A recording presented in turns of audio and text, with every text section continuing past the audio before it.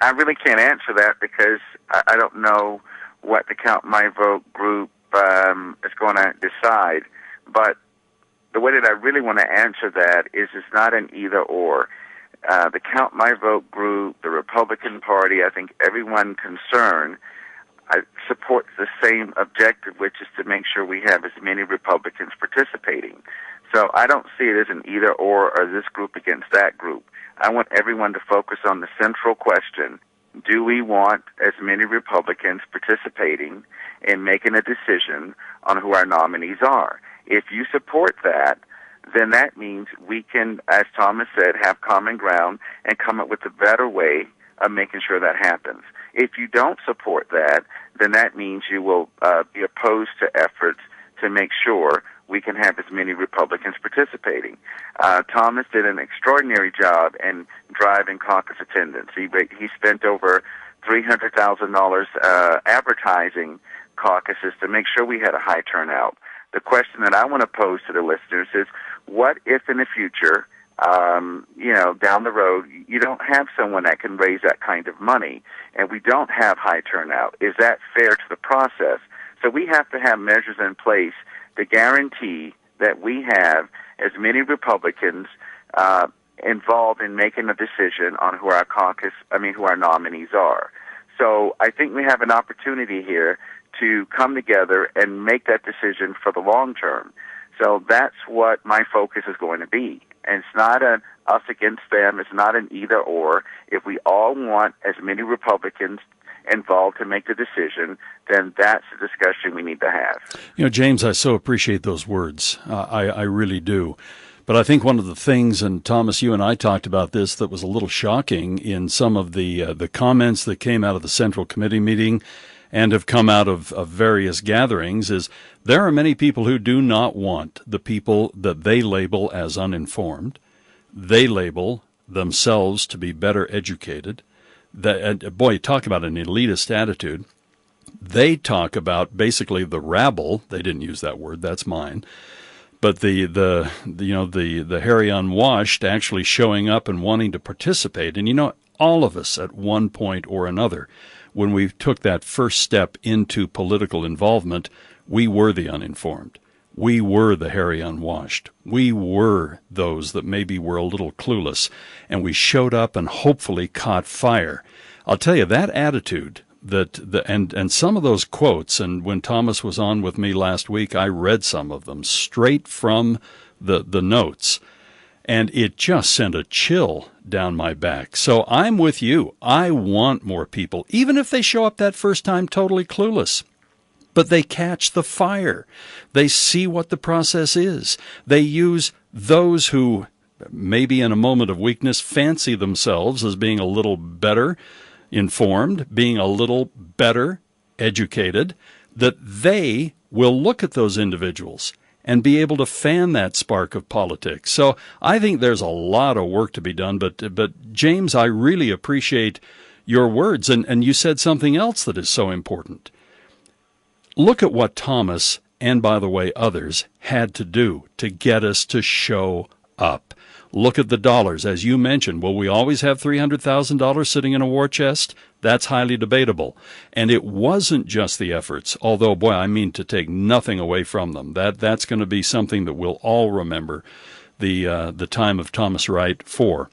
That even Chairman DeBacchus from the Democratic side praised Thomas for that effort. But we not only had that, we had people talking about it in the chambers of the Utah State Legislature. Craig Powell, who wanted us to actually clear the decks at the state level. We had the city council and the mayor of West Valley clear the decks. We had the Church of Jesus Christ of Latter-day Saints in an unprecedented move clear the decks on both nights for Republicans and Democrats, and other major religious organizations, fraternal organizations, and others stepped up. And honestly, I don't know if we can pull that off every time, Thomas. You did a great, great job. But I'll tell you, I have concerns about that. If the goal is to get more people to participate, I don't think we can pull that off every 2 years. And we had a presidential election with Mitt Romney running. But that's what I'm saying. That's the discussion we have to have.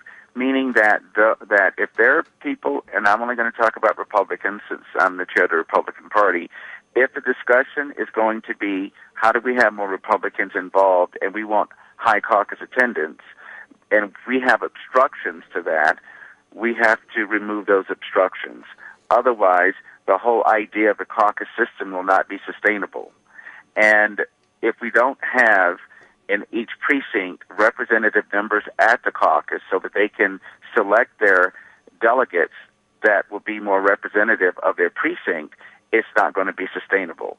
So we can't have it both ways, and that's the discussion that I want to advance.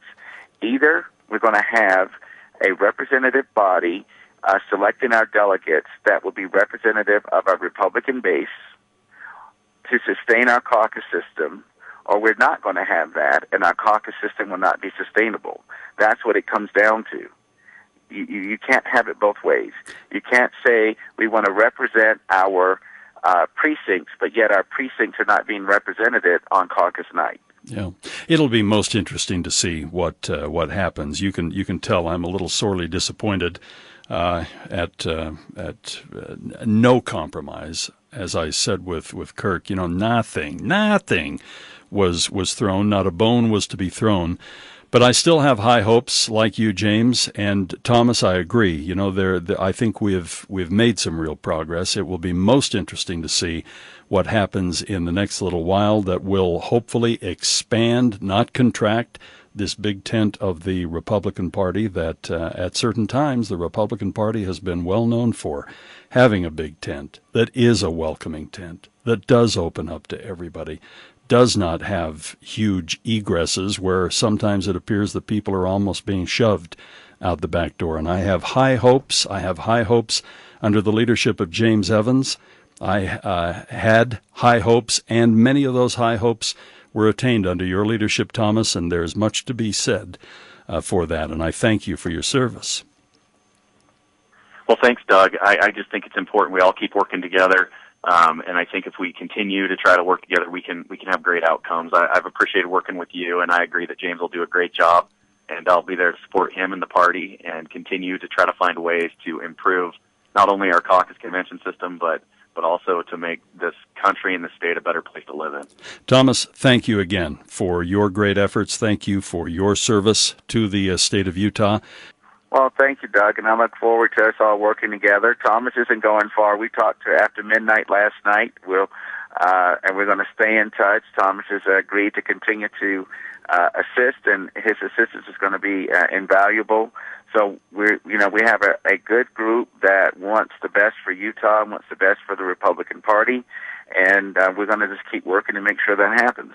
The texters have really been all over this morning, and rarely have I seen it so incredibly one-sided. People are not happy, as I mentioned with James Evans. If this is any kind of an indication at all, and it stacks up, 77% of people who were polled, Republicans who were polled on this issue, said, yeah, we think a higher threshold would be a good idea. Yeah, we think that more inclusion in a caucus system and some expanding opportunities there would be a good idea. But boy, that didn't happen at the state convention. Just to again share a couple of thoughts that have come in from our texters. This person said, we must remove caucus and have the vote of the people. This person said, just another reason why I'm no longer a member of the angry old white man party. By the way, I am an old white man, but I realize the Republicans are becoming dinosaurs. Then I wanted to read this. This was a lengthy text, came in 4 or 5 sections. This person said, I'm a state delegate, and I was there on Saturday. It was extremely frustrating to see the amount of misinformation that went around the convention floor, regarding the 2/3 threshold. Too many were letting others think for them. They just couldn't or wouldn't understand the math. There were groups that skewed the reality. It was like hitting your head against a brick wall for the effect of talking to one of the other delegates that I discussed something with. My term is up, and I'm not sure if I'll go for another. Boy, that's sad.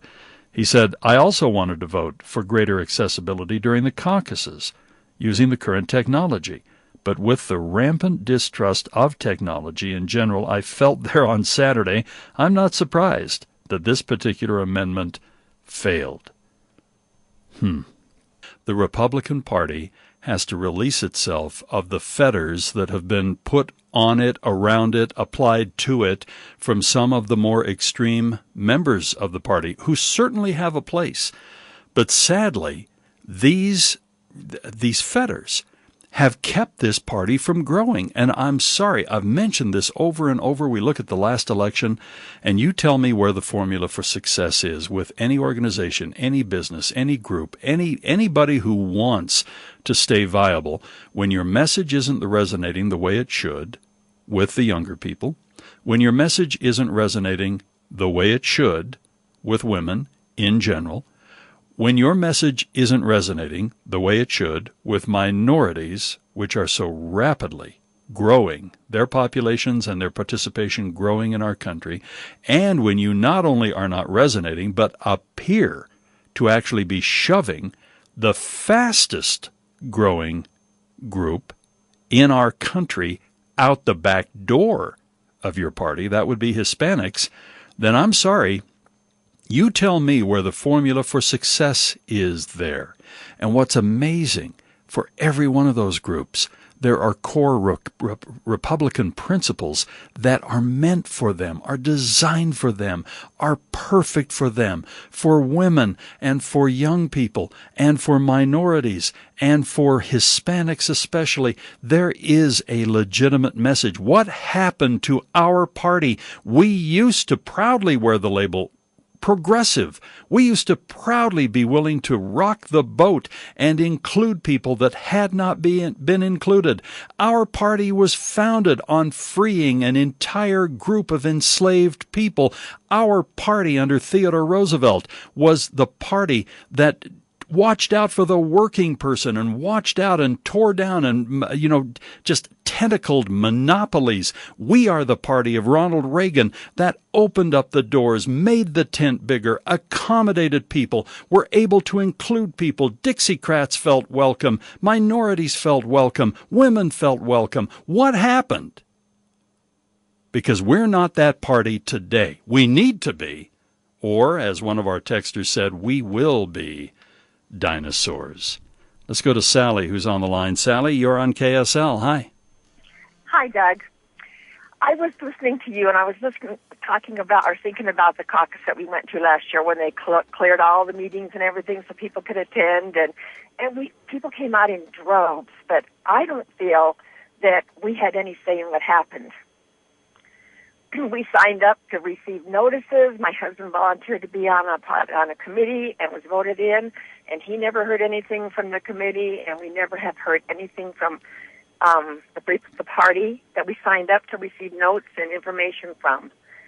And I just don't think the caucus is the way to reach all the people. Yeah, it is fundamentally flawed, and I think many of us who have had such grave concerns about the caucuses for some time, we have been hoping that maybe some compromise could be reached, maybe by raising the level in the convention and opening the caucuses a little bit more, making it a little more transparent, making it a little bit more technology savvy, opening the window. I still ultimately, I have to confess, I don't think ultimately that is going to be necessarily the end-all, be-all answer, because I have a lot of the same concerns you do. And, I thought Kirk Jowers put it so beautifully. He said, there are so few George Washingtons. There really are. We might even use a term that came from a good Democrat, a profile in courage. That was John Kennedy's term for somebody who was willing to do what was right, even at the expense of themselves, their power, their Senate seat in that case. Everybody he talked about in that book was a U.S. Senator. But George Washington, how many people around the world, including, leadership in Europe, said, if he relinquishes power, he will be the greatest man in the world. That's exactly what he did. But we have so few people who will relinquish the power. And that's why we saw the votes that we saw in the Republican convention over the weekend. We are the last to do it this way, to this extreme. There are several other states who still have a caucus system, but we are the last to cling to the most restrictive and antiquated version of it.